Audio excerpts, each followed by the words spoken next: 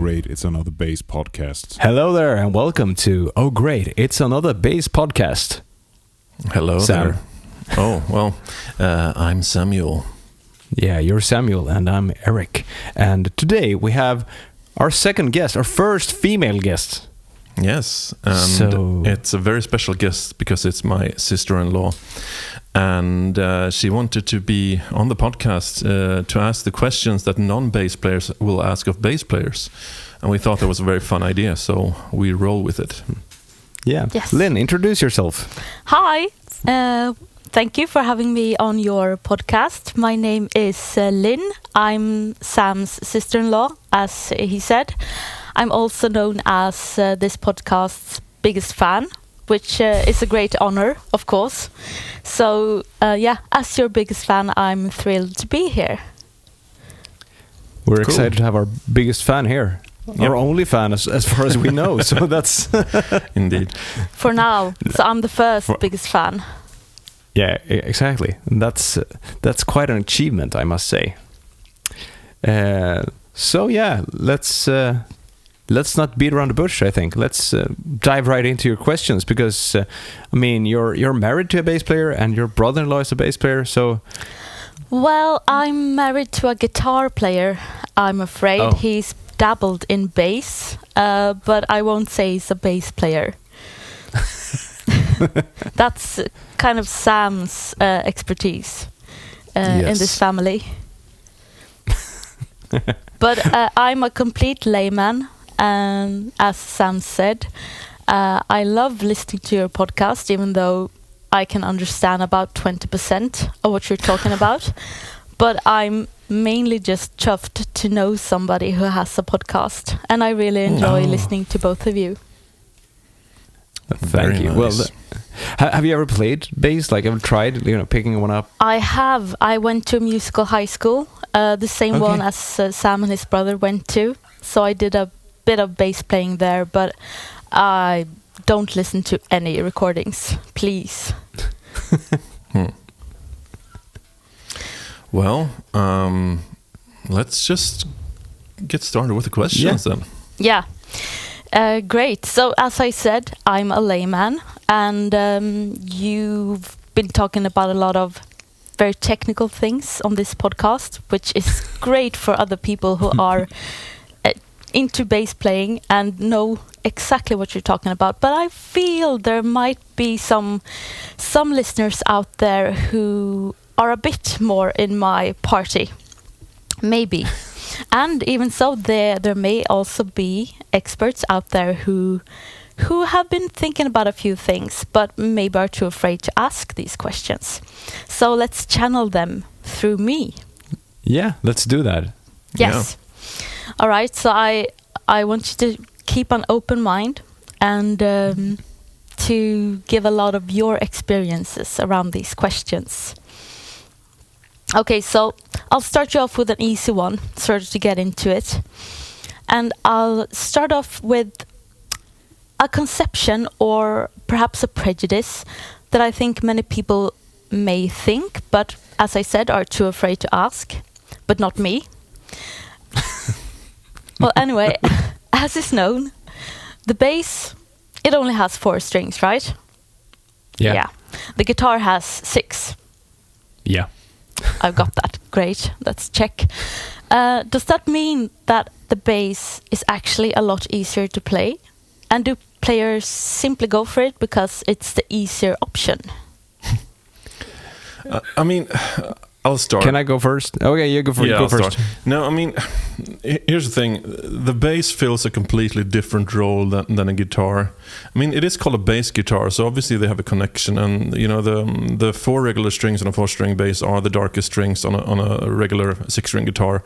So there is obviously a connection. And I think the main misconception is that people don't realize the role that the bass fills. They basically feel that the bass is just another guitar, and they don't understand that it also drives. It not only drives the rhythm, it also drives the harmony of the music. Yeah, and there's a funny story here. I'm going to tell it. It's a joke, so bear with me. There was this young kid who went to to a bass guitar teacher. He was like, his mom told him, you should get music lessons. So he went and taught himself to play bass. So the first lesson, his teacher said, here is the E string. So kid went home and played the E string for a week. Next week, the teacher said, here's the A string. And the kid went home and played the A string for a week. Third week, kid went to the class and the teacher said, here's the D string. And the kid went home and played the D string. And the fourth week, the kid didn't show up. So the teacher got a bit worried. So he called his mom. He's like, where's the kid? Where's my student? And the teacher and his mom said, oh, he couldn't make it. He had a gig. Because that's a classic. I mean, one concept that you should keep in mind, because the electric bass isn't actually, it looks like an electric guitar but bigger, but it's not. They don't come from the same family. That's like one thing that you need to keep in mind. The electric bass was invented to make the upright bass players louder. That's why the electric bass has 4 strings, to make so that they can make the transition easier for the upright bass players to the electric bass. There were concepts of the electric bass having 6 strings tuned like a guitar, but 1 octave or 2 octaves below, and later that instrument actually came into fruition with the Fender Bass 6 and stuff like that. So I mean, it's easy to make a bass, to make an audible sound that actually works in a band context, compared to when you need to like fold your fingers into chords. That's harder for kids. I teach young students, so I know when they start to cry about pain in their fingers. But the thing is, yes, it's easier to make the bass make an audible and actually usable sound. However, in a band context, there is so much more. You need to know how to mute it. You need to know how to play with good time, because if the bass is out of time, then it's terrible. Whereas if the guitar player is out of time, it's like, it's a chord that didn't land on the correct beat. That's no biggie. So and then the classic adage of people generally don't understand what the bass does in music or in a song, but when it's missing, people tend to notice. Did we answer your question, or did we just make ourselves look better? I don't know. I think you did. Absolutely. But how then can you handle it when someone suggests that bass playing is actually easier compared to other instruments? Is there a particular way to prove them wrong in this, or do you have any go-to phrases? I mean, people who say that, it's either like a musician who knows his or her shit and says it just as a joke, or if there's someone who doesn't understand the nature of the instrument, it's it's no use educating them, because they won't know until they experience it, I find. It's it's easier to make a joke of it, I was too crap at guitar. Exactly. Too bad. That's why I'm here. I mean, the finer points of bass playing, I think, appears to you after you have a certain degree of experience. You can make do as a guitar player playing bass perfectly fine. But in general, a well-skilled bass player will almost be able to hear when it's a guitar player playing bass. Because again, they fill up different roles usually sonically, and so much of modern music today is just, we call it the Riks FM-basen. Bass is just put in the corner and just becoming a slightly audible buzz in the low end, and basically dubstep bass. That's the only bass people know. But bass guitar has had a much more prominent role in rock and roll music and in pop music overall. Yeah. Well, what would you say if you had that kid, maybe starting as a student or thinking about picking up the bass? What do you say to someone who's hesitating between the bass and the guitar to make them actually go for the bass? My first bass teacher, when because she came to our local school where I grew up and had classes with like the students who learned guitar and drums and everything. And I told her that I was starting like a few weeks after I met her, and she was like, "Yeah, great. The world needs more bass players. You're gonna have a gig. you're guaranteed to have a gig." And I think that's something that always is like something to keep in mind. Like drummers and bass players are always in demand, whereas guitar players are usually, quite a few out there. So there is that. If you want a gig, play the bass. Yeah. Yeah, that's a good But point. just in general, if you're like the quiet type, doesn't like to get a lot of attention and but likes being a team player, that kind of personality, it's perfect for a bass player. What am I doing here then? Yeah, well, you're the exception that proves the rule, Yeah, I guess. I guess. I was going to ask, why did you guys pick up the bass instead of anything else? Go first, Sam. You can go first. Well, basically, both me and my brother started playing piano when we were 7 or 8 years old, I think. That was our first musical experience. And I was supposed to start playing drums in the county music school, and I did, but for some reason my lessons were delayed a semester, so I didn't start until the spring semester. And I don't know, I had a terrible drum teacher that was like old Soviet Union kind of teaching style, just like no inspiration at all.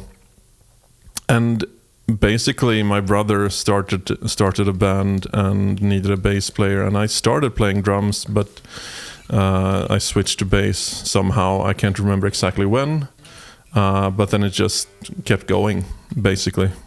No pun intended. My story goes back to when I was like 11 or something, 12. I was in 5th grade, and there were these cool kids in my class who got into Guns N' Roses like way too late for the band to be, in the ether, so to speak. But they got really into Guns N' Roses, and they were like, "We're gonna start a Guns N' Roses tribute band," and nobody played anything.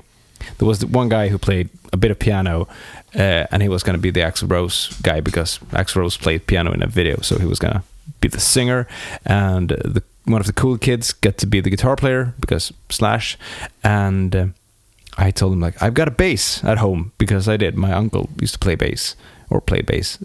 So I was like, I've got a bass at home and an amp. And that was more than anyone in the band did. So I got the gig as the bass player, just having a bass. We never rehearsed, we never played together, nothing like that, because I was the only one with gear. However, my dad signed me up for communal, music, kommunala musikskolan, as we say. And about a year or 2 years later, I started taking lessons there because there was such a long line to get started. And once I got started, I played about 30 minutes every week. I didn't play as much as I probably should, but the summer when I was like 15, I got my first own bass. I got an old Aria Pro 2 bass that I painted black, and that really got me into playing, because it was my own instrument, so I could beat it up and all of that. So that's how I got started, and then I discovered Iron Maiden and bands like that, and really got hooked. So that's my origin story. Sad but true. Yeah, well, that's really cool. It seems like you both had sort of band influences. I mean, there was an opportunity to join a band, which goes well into what you were saying there, Erik.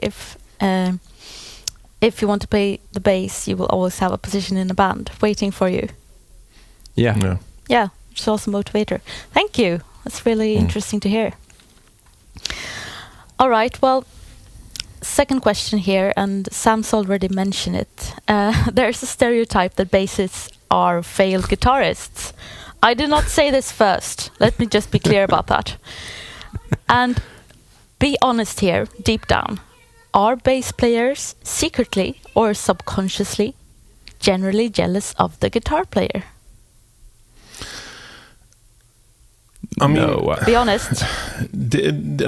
Certainly there have been examples of big bands where the guitar players have been, in conflicts with the bass players, taking the stage and so on. Absolutely. I mean, I won't deny there's obviously can be rivalry in some bigger bands, but I think in general on the hobby level or the enthusiast level, you generally don't see that thing. But yeah, I mean, there have been examples of bass players literally being hit off stage by famous guitar players. I mean, I won't say who it is, but we all know who it is, basically. Yeah.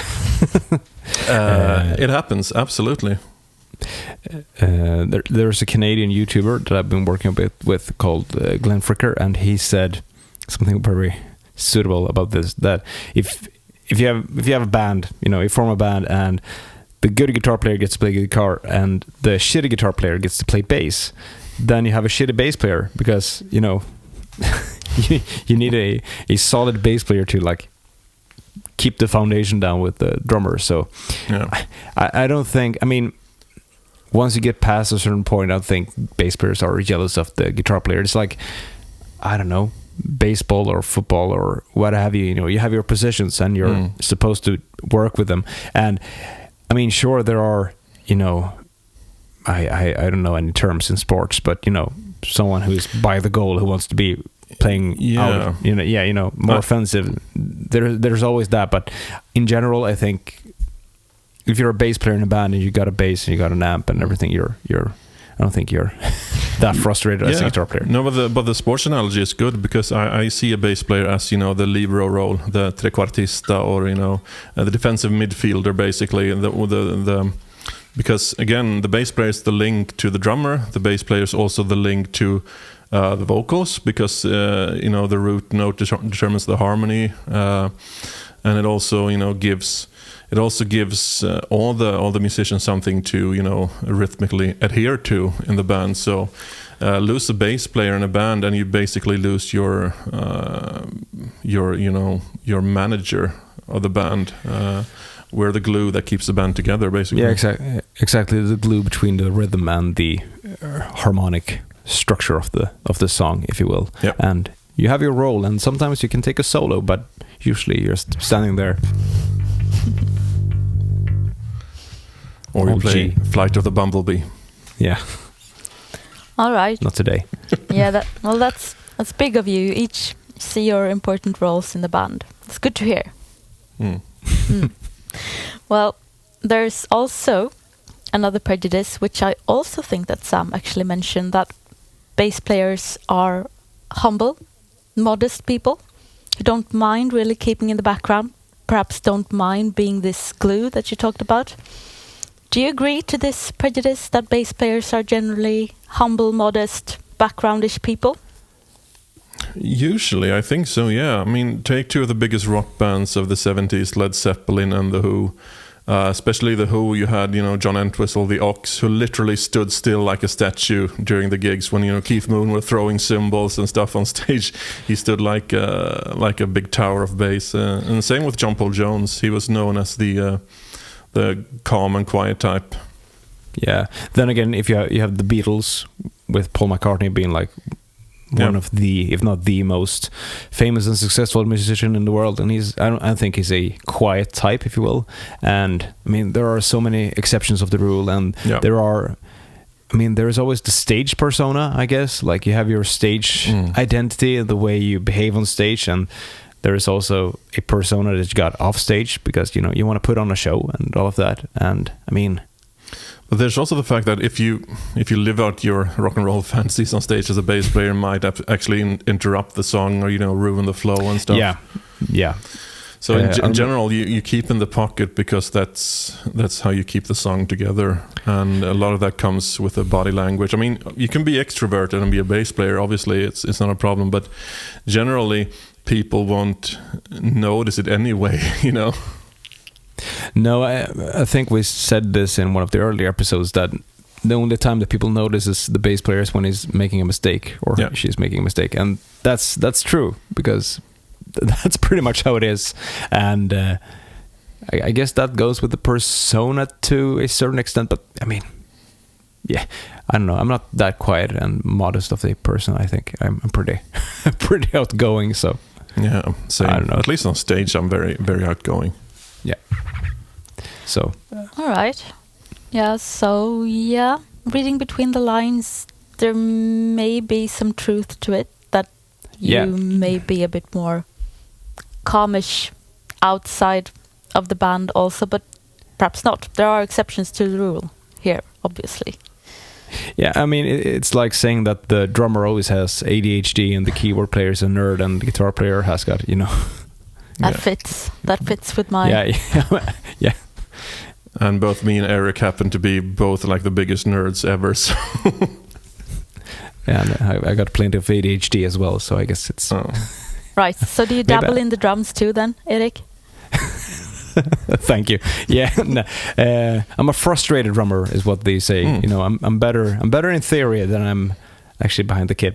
I can hold down the beats. I mean, I teach drums to my students, so there you go. I'm not a drummer per se, but I can fake my way through a song. I see you're a fairly competent guitar player as well. I mean, I've seen worse guitar players than you. Thank you. I'll take it. I'll take that compliment. No, but I don't know. It's a lot of bass players I know tend to be multi-instrumentalists. A lot of us, for some reason, tend to pick up other instruments really easily. And I don't know if it's due to the fact that bass has a very foundational role to build on. And honestly, I mean, you don't need to know your music theory as a bass player, but it helps so much, at least for me. I mean, my strength as a bass player is I can listen to a song, a fairly simple song, once or twice and then play it out of ear. And a lot of that comes from knowing the theory behind it. I can literally hear how the music flows, Again, it's not necessary to be a good bass player or a good musician, but for me it helps. Yeah, and then to go back to add on to the multi-instrument, I think it also comes down to writing songs, because when I write songs I never write on bass. Bass is usually the thing I do last when I'm writing a song. I write on guitar or sometimes on keyboards, or usually it starts with a vocal line or something like that, but I never write this bass line is gonna be kick-ass. No, I never do that. It's usually a happy accident if the bass line is good in the end. Okay. Well, if we have some extroverted people out there who are playing the bass and perhaps being a bit frustrated that they're often overshadowed by other band members, they're not really comfortable just being in the back. I mean, they're not Paul McCartney perhaps, or Phil Lynott of Thin Lizzy. Yeah. How can you stand out as a bass player without stealing the spotlight from the front man? Have a good tone, I think. Mm-hmm. If you have a good tone that glues the guitar and the drums together, and that punches through the mix without taking over, I think that's a really good point to start. And throw some moves around. Do that. Go up to the front of stage. Look the audience in the eye. All of that. That's a good start, I think. And I think find your niche or your way of playing. It's interesting. I've had a lot of basses, but I always sound like me when I play my basses, and Erik always sounds like Erik when he plays basses. If we would switch basses today, I would still sound like me, and Erik would still sound like Erik. Yeah. And I think, honestly, finding a confidence in your tone and how you want to sound is quite important. And just realize that, it's not the most, appreciated role in the band maybe, but finding that your specific tone, finding your way to express yourself, and I don't know, for me finding that role is a lot about what you don't play rather than what you play. Bass playing is a lot about ghost notes, accentuations, syncopations and that kind of stuff, and try to really listen to the drummer. That's the biggest part for me, I think. Listen to especially the kick drum. Lock in with the kick drum and everything will flow from that. You'll find that basically your timing will improve, your way to relate to the other band members will improve. And like Erik said, if you have a tone that's audible but maybe doesn't stand out too much, you've already basically 3/4 of the way there. Yeah.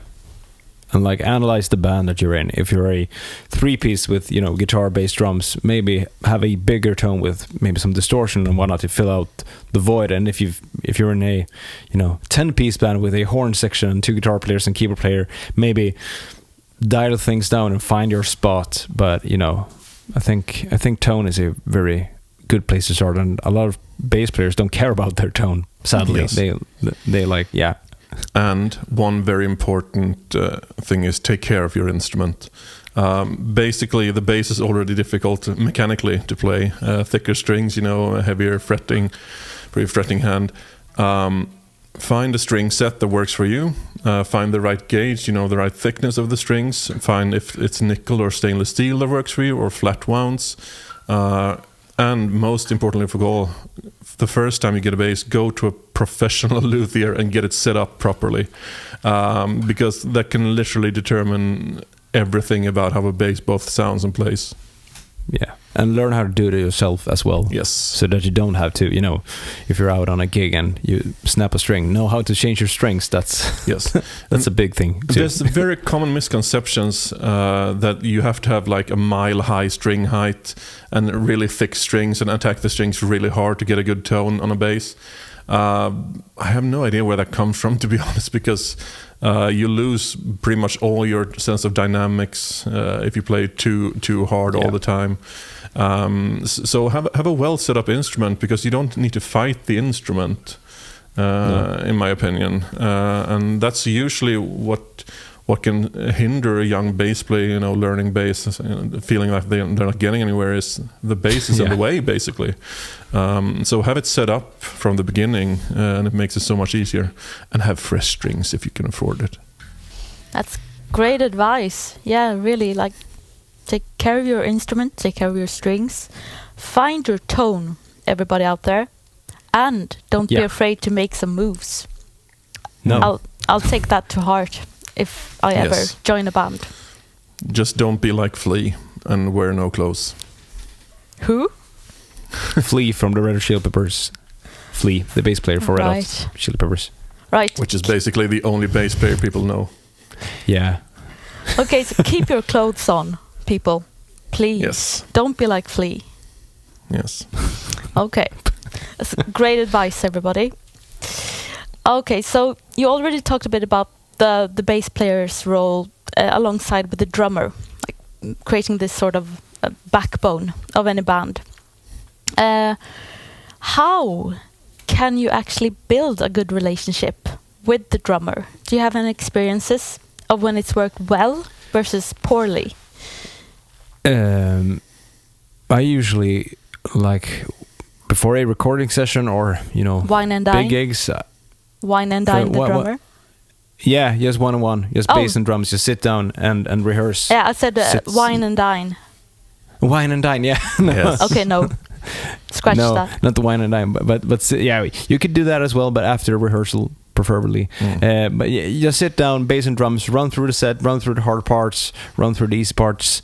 I've played with drummers, like I have this theory that I always talk about, that people treat time differently. I don't know, what's your instrument, Lynn? I mean, you went to music high school, so you're a trumpet player, yeah.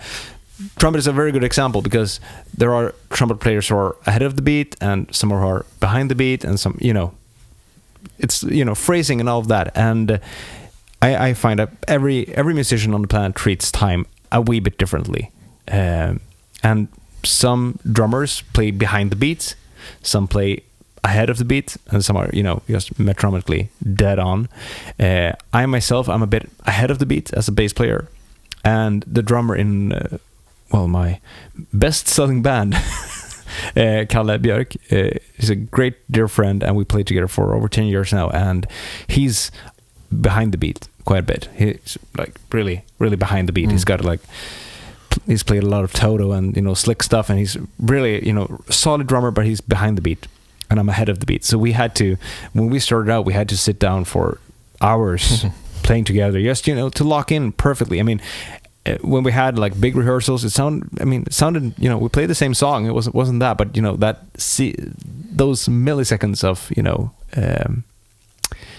timing are so essential to make it sound, huge. Yeah. Like one unit, like 10,000 inches of concrete, Yeah. And that was basically what I was going to say as well. Like, listen to the timing. Like Erik says, a lot of drummers are in front of the beat. A lot of them are behind. I tend to personally click better with drummers that are behind the beat. That's how I like to play. I like to play quite relaxed in that sense. And for me, there's a concept of groove. Groove is personal, it's individual. Everyone experiences it differently. For me, the groove in the music comes from being slightly behind the beat in the drums and the bass. I mean, we're not talking, eighth notes or 16th notes. No, we're talking about milliseconds. But those milliseconds really make the difference. So when you're learning a new music or listening to music, I tend to call it the YouTube syndrome. So many players just play the notes but not the music behind it, because those slightly, lagging drums or bass licks are make all the difference sometimes, because it completely changes the whole feel. We talk about this a lot, Erik, but I can only take the example of Dream Theater. Yeah. Their original drummer is now back in the band after a 13-year hiatus, and the drummer they had as a replacement, he was a fantastic drummer. He is a fantastic drummer, but he was very, very metrical on the beat. Yeah. And the contrast between those two drummers are so huge, because if you go back and listen to their old material, you realize the original drummer, Mike Portnoy, he's always slightly behind the beat, but that's also what makes it so groovy in the technicality, so to speak. Yeah, and totally agree with that. And that's build a foundation with the drummer. Sit down with just the drummer, just bass and drums. Make sure that you know the song without guitar and vocals and keys. And also, I tend to, because when you play live music or rehearse music, the tempo tends to vary a lot. Yeah. Some drummers tend to pull ahead, increase the speed. Some tends to lag behind. Make sure you have a good communication, like a line of sight with your eyes, so you can look at each other like, dude, what are you doing? Yeah. Look, the tempo, bring it down. Just know your drummer and listen to each other, because sometimes when you want to slow down, the drummer wants to pull ahead, and vice versa, and just get a feel for the rhythm. Because again, if you stress away the tempo, usually the feeling and the groove of the note gets left behind, so to speak. Yeah. Okay, so build a good relationship, listen to each other, make sure you see each other on the stage. Yes. But and also, if you want to, do you know how to drive a drummer insane? No. You lock him in a lighthouse and tell him there's beer in the corner.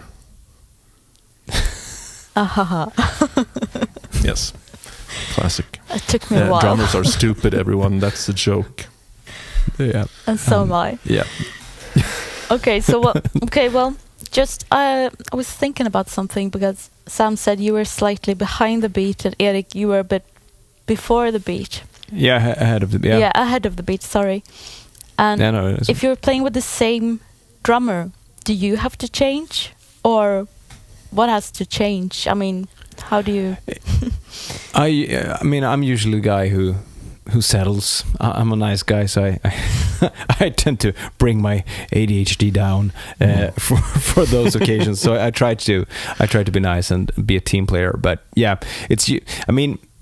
that's a huge concept that I think most bands should do when they get started. Like, okay, who dictates the tempo? It's a drummer. Good. We all agree on that, and the drummer is the one who dictates the tempo, not anyone else. So follow the drummer. The drummer is the boss. Yeah. That's why the drummer is there. But I haven't played during this, but very famous song from Maceo Parker, "Shake Everything You Got." That's basically the entire song, and I want to exemplify how changing the feel of the note can change. So I'm just playing it again. That's me just playing it as the notes are, without any specific idea of the groove. But if I play like this instead, see, I'm slightly lagging behind, the tempo. And in that song, like where there's literally an ostinato going the entire song, that makes the entire song. And that's a bit what we're talking about here. It's not about like missing your notes or changing the rhythm. It's about knowing the feel of the song, because again, playing exactly on time or on meter sometimes can ruin an entire song. So listen to your drummer, and the interesting thing is, in my last band, me and the drummer, we co-evolved, so to speak. Like we influenced each other when it came to timing and accentuations and stuff. But again, if you're new as a bass player and feel like, I'm a bit lost in the band, I'm not getting what I want from this, focus on those details, because if you nail those basics, those fundamentals, again, no pun intended, in bass playing, you're already 75% there. Everything else comes afterwards. Yeah. All right. In my opinion. Okay, yeah, okay. So make sure you dictate, but be ready to evolve if you're given the option. Yes. And wine and dine the drummer. I just want to put that in there. After the gig, please. All right, great, thank you. So we're gonna talk about something else here, and that's when bass players go acoustic and they pick up the double bass. You are smiling or grimacing, I can't tell. But sometimes you see this, that bass players actually drop their bass and pick up a big double bass instead. Is this a no-brainer for bass players? Can you do it? And have you been asked to do it? Can I start? Go start. Yeah, go first. I've had this exact journey. I started dabbling with the double bass when I was in my early 20s. And to make a long story short, there are certain techniques that you can learn from a double bass and apply to an electric bass and vice versa. One thing is it's a simandl technique. If you know, the simandl basically was a famous teacher of, I think is he still alive, Simandl? I have no idea. But anyway, your hand is divided into 4 fingers on your fretting hand, right?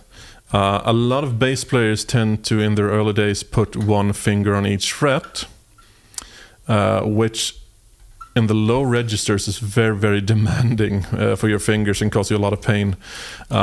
So what I picked up from the double bass is the fact that you have basically 3 digits.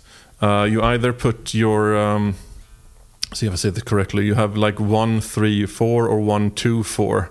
And how you divide those fingers is basically up to your own preference. And but the point is, if you don't spread out your fingers so much, you'll have much easier time playing in the lower registers. And basically the double bass is a lot more thinking about the ergonomics of the playing.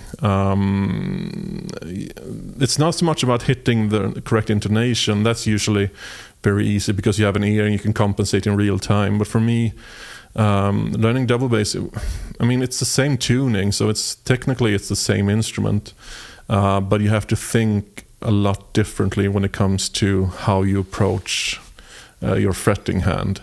But also a lot of the things I picked up from the double bass has helped me to make my electric bass playing more effective and easier to play, basically. Yeah, I played a bit of double bass back in high school, back in my early 20s and late teens, or just my late teens, I can't remember. Anyways, and I've dabbled from time to time. The problem is that double basses are expensive and take a lot of space, so that's why I don't have one. I wish I had one. It's a fun instrument to play. However, I don't find I'm quite opposite of Sam here. I don't find that they are the same instrument, because intonation is such a big part of that instrument, and it's easy to just play something quick and like, oh, I'm actually getting the hang of this. But once you start, playing with a bow and you start listening to your intonation, you realize that you suck so badly on upright. And I mean, to me, like if I were asked, like, hey, can you do this gig? You need to double on double bass as well. We have a double bass for you. I would probably ask for a few months of prep time for that, because it's a different instrument to me. I mean, the tuning is the same and the notes are pretty much in the same spot, but it's a different way of playing, I think, at least to me, and like a different part of my brain that needs to get to work, and you need to listen in a different way compared to when you're playing an electric bass, because that's actually why the first electric bass is called a precision bass. That's because you could hit the notes with actual precision. Yeah, and playing an upright bass, the main thing that differentiates it from the electric bass is you tend to play it as a ladder, or like a set of stairs, because when you play in the lower registers, the deep E string, you can go. It's quite simple, but the longer you move up on the fretboard on the dark strings on a double bass, the less good they sound, basically. So you tend to move earlier to the lighter strings, and once you hit a certain register, you almost only play on the G string.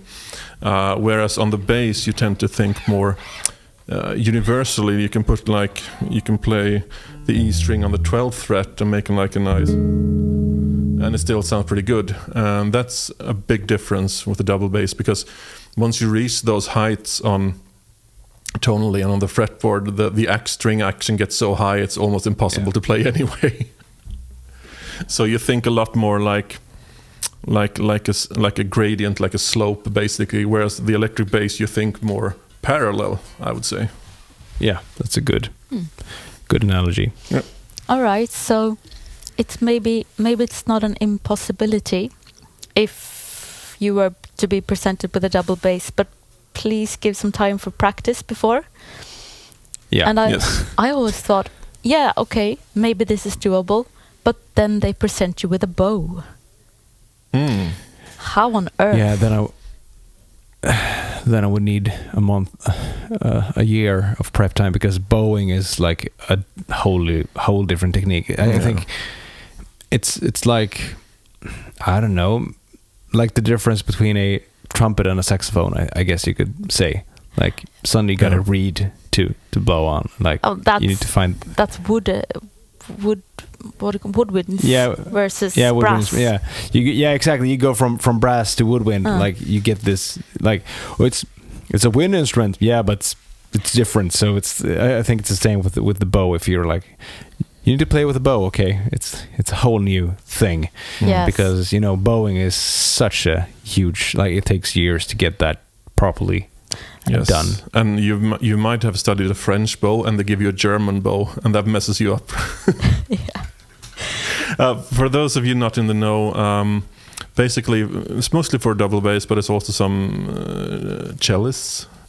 The French bow is basically your classic bow grip, where you keep it like the fingers, basically parallel. But then you have the German bow for the upright, which basically you hold like a pistol grip almost. And there's two different. They have their advantages and disadvantages, and I would say most upright players play with a French bow. But that's also variable to have some like, I use a French bow. Oh no, we only have a German bow. Yeah. I use Dutch bow. Yes. I'm trying very hard not to make a pun about, or a joke about the pistol grip of a German bow. Yeah. Well, I can say for one thing, it is effective. Yeah. Okay. Let's leave it at that. Yes. Okay. Well, even if you can't pick up the double bass as it's second nature. I've heard, or I've actually seen some people in forums or other places where these laymen of my group pick things up, that the bass is the most versatile instrument in the band. That's perhaps a bit strange for like maybe that's not what you're thinking the first thing, but I've seen it anyway, and I want to bring it by you. Is the bass the most versatile instrument? Talking to two bass experts here, considering we have the guitar, we have the piano, and how can you explore different styles and genres while still maintaining your own signature sound? How long do we have? Not that long. Is this a very strange thing to say? Is it a versatile instrument? No, I understand the question, but I'll let Erik start. Yeah, there is this famous bass player called Michael Manrig. He's famous for using, like, he uses switches on his bass. He tunes his bass like in an instant and does, pretty amazing, mind-blowing stuff with his bass. He's got like 3 tuning pegs for each tuning peg, so you can have 3 different tunings per string, and it's in real cool. time as well. In real time, exactly. So it's not like, so I need to tune my string. He uses harmonics and stuff like that, and he got asked why he chose the bass to do that, and he said that the bass was the only instrument that was capable of handling the string tension shifts the best, because it's it's a bigger instrument, that it's bigger and bulkier, whereas the guitar is a bit more frail in comparison. And yes, I mean, it comes down to the nature of the instrument, I guess. Like you can do a lot of stuff with this big hunk of wood, and I mean, then you can always use effects for bass. I mean, I can get my bass to sound like this, like this, like this, like this. And one of those sounds will get you kicked out of the band. I'm telling you which. But I mean, as the instrument itself is pretty, I guess it's limited in its range, but you can, of course, extend it to both directions. I think it's a good register to start in. I think like tone octave wise. I don't know. It sounds like I'm rambling here. I don't know if I'm answering your question, but again, I've talked about this before. The bass is versatile in the way that you can both drive the melody and the harmony and the rhythm at the same time. But there's also the way on like how playing the bass changes. I mean, take Larry Graham, who's the father of slap bass. Slap bass is Seinfeld. Exactly. And so on. No, but it's in some circuits it's very controversial, because you should not play slap bass, because it's basically only ankrövsakademiker, basically people who go to community college that play slap bass. Did you know that the Seinfeld bass is actually played on a keyboard? Yes. Did you know that? No. It's Yamaha. It's not an actual electric bass. It's a keyboard. Mind blown. Yes, and it's the key is somewhere in between an E and an F, so it's not even in tune with a bass at 440 hertz. No, but anyway, so if you play with the slap bass, it becomes very rhythmical, And Larry Graham, the reason he started developing the slap technique was because he didn't have a drummer in his band. He had a bass guitar, he had a singer, and I think he had a guitarist, but they didn't have a drummer. So he was like, well, if I do this, it sounds a bit like a snare drum, right? And if I do this, that's a kick drum. So you put that together and get like...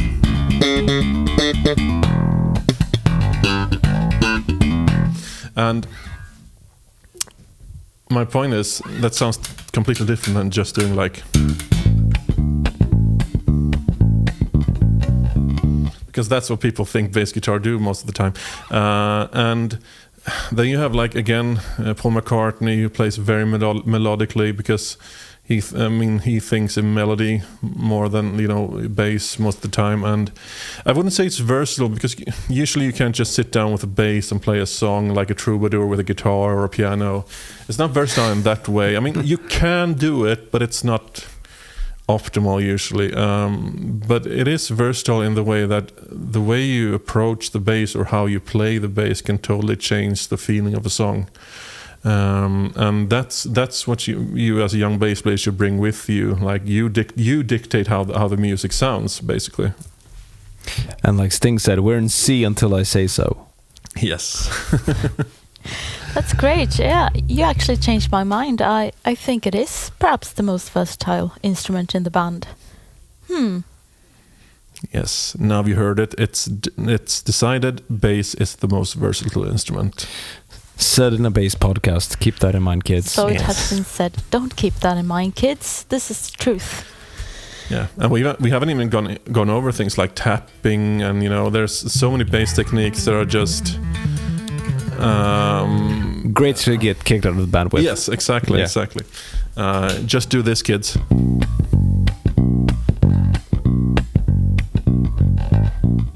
And you can get 95% of the gigs. Yeah. Everybody needs to pay the mortgages. So, do a bit of both. Exactly. Okay. One more question before we reach the final one. Okay, let's settle the debate and talk a bit about playing even more. Perhaps we've talked quite a bit about it. But precision or passion?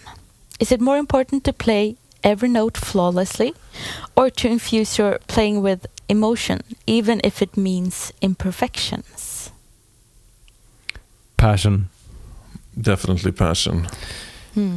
I mean, there are so many bands these days who play to, who do, I'm not going to name any bands, but Mötley Crüe, who do everything.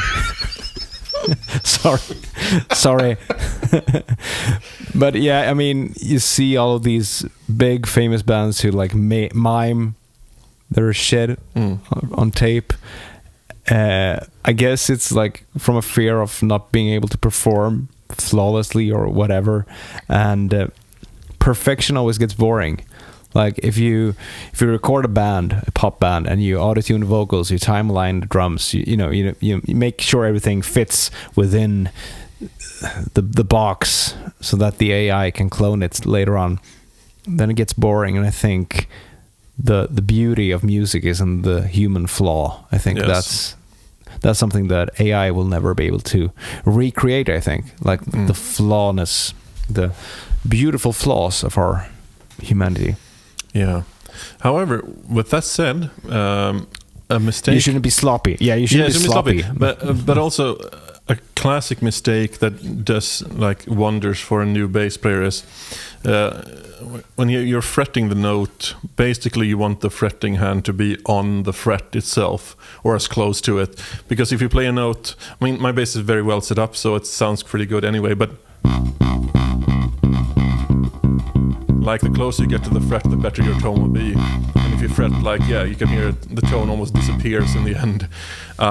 That's a classic beginner's mistake. So make sure your fretting hand is as close to the fret as you possibly can have it, because that gives the cleaner tone,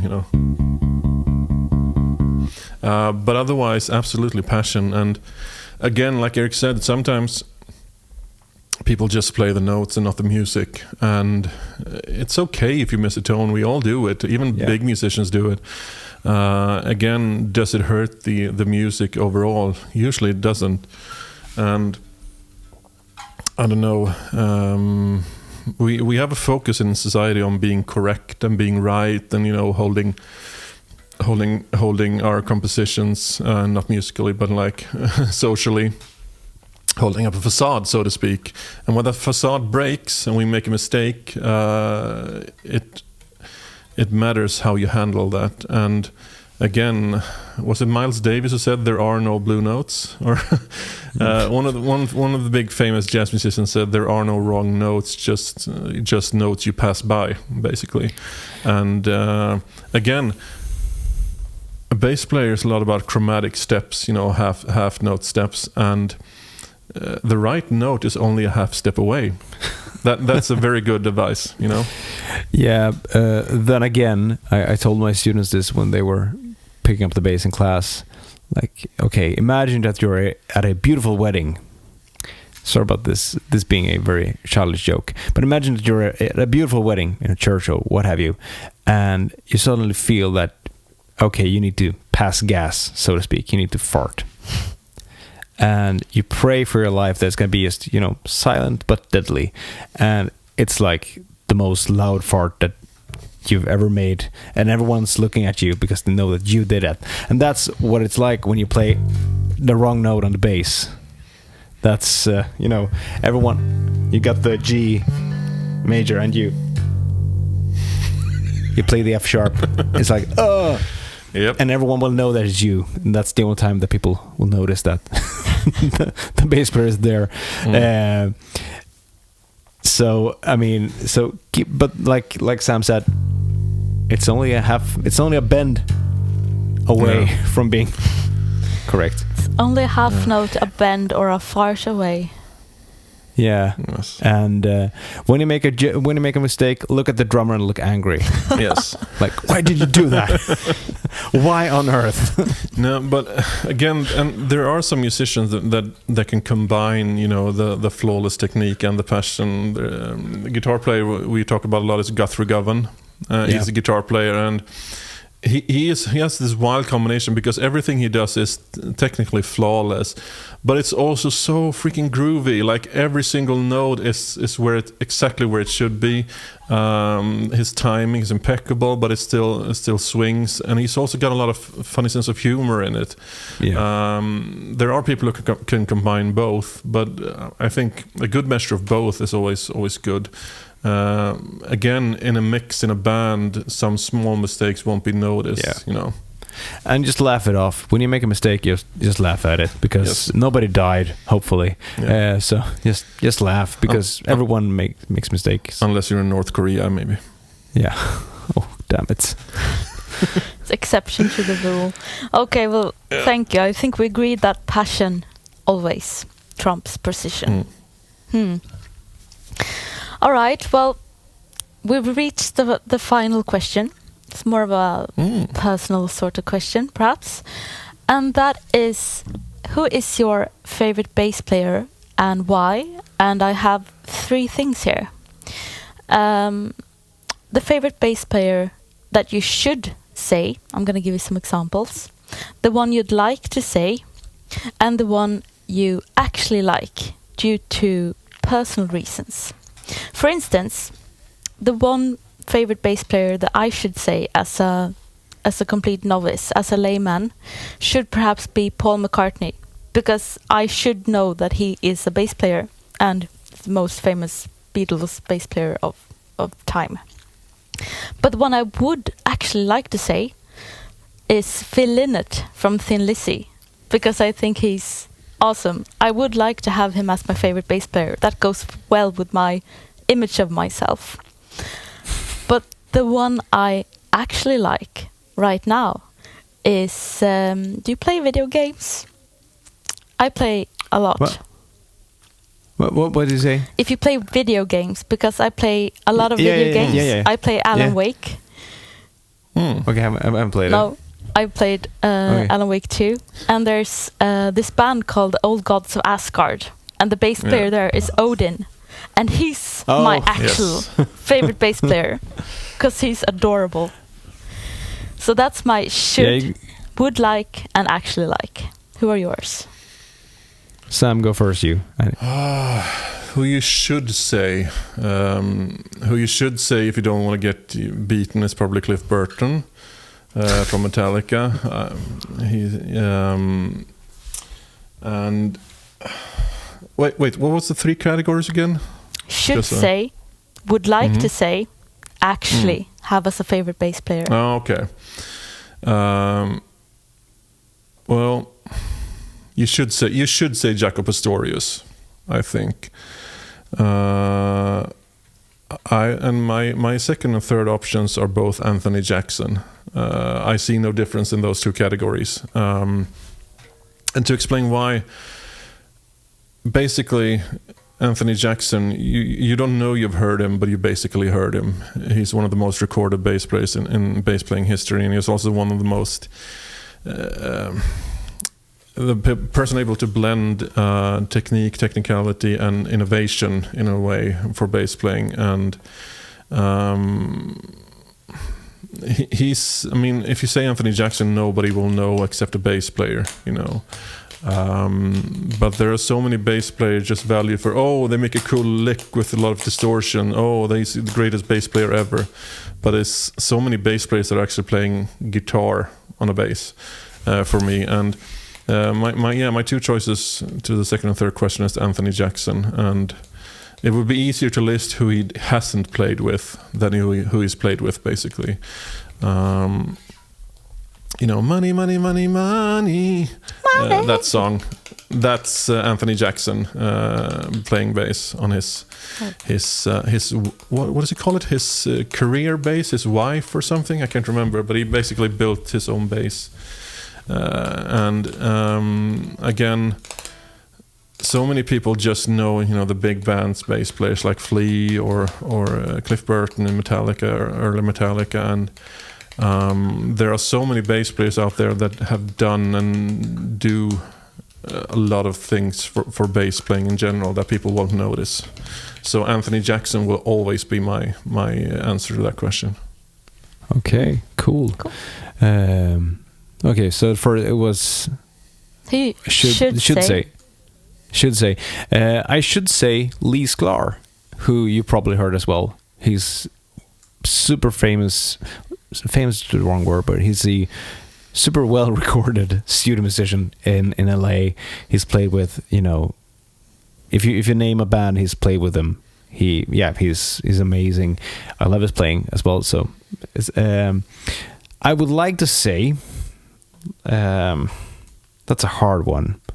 It's either, for me, it's either Billy Sheehan or Steve Harris. Like, those guys have influenced me quite a bit, so it's a tie there. I mean, I play Billy's signature bass pretty much exclusively, so 3 of them. Yeah, 3. I got 3. So and I would like to say, like the last one, I wish I was more into let's see I'm gonna go with, I have this. I'm pretty sure. Like, I want to say someone, you know, who doesn't do it for me. If you catch my drift, like a player that's amazing in every way, but I don't. It's not my cup of tea. Probably like Pino Palladino or something like that. You know, famous session guy. Or I'm gonna go with. From Snarky Puppy, what's his name? Michael League. Yeah, Michael League. I'm gonna go with him. Michael League. So Lee Sklar. Let's go with Billy Sheehan and Michael League for me. Cool. Thank you for everybody who knows who those people are out there who's listening. Yeah, no, but got something to look up then. Yes, exactly. I mean, there's no you know, fact sheet or cheat sheet for these things. It's all personal. But what to take away from me is there's so many bass players that should be known to the public there are not, and so many that might not, in my opinion, deserve it as much as they have. No. Yeah, well, I love it. I love when you get recommendations and people to look up after a podcast. That broadens your horizons. Sweet. Thank you so much. It's been a pleasure. Thank you for these questions. That was really fun. I hope you got something out of it, and I hope our audience gets something out of it. Yeah, make sure to make a list of like things that you need to ask us in the future as well. We should do this like at a yearly event. Yes, like, because I remember I did my first ever clinic last year or 2 years ago, and I was talking, you know, about everything, about gear and technique and everything. And after the clinic, there was this girl who came up to me and was like, "What's a preamp?" Oh, because she didn't dare to ask it in front of the class. And that's like, I tell my kids or my daughter this and my students that there are no stupid questions. And if you got a question that you're thinking about, there's probably 5 people more in the room who are thinking the exact same thing. Like, what do you mean with this? So Definitely. Thank you for these questions. It was really good. Yeah, well, thank you for answering them so well. And I'd love to come back in next year and do a follow-up session. And perhaps also you can invite other people who ask questions to just write them to you. We are trying. I mean, Erik has a few connections, and we're trying to use them. Yeah, we should do more. Yes, I should try harder, I guess. Yeah, it's not easy with 2 kids. I'm always blaming my kids for everything. It's a good thing to have. It's like the instant get out of stuff card. Yeah. Well, kids, pets. Both good. Yes. Yeah. But anyway, this has been great. It's another bass podcast, I think. Yeah, which is just what it is. It does what it says on the tin, as Steve Harris said about the P-Bass. You get another bass podcast. Thank you so much, Lynn. Thank you. You everyone listening, if you got any questions, leave them down below in the YouTube comments if you're listening on YouTube. And if you're not listening on YouTube, I don't know, DM us or something on Insta or Facebook or what have you. So, bye. Bye. Bye-bye.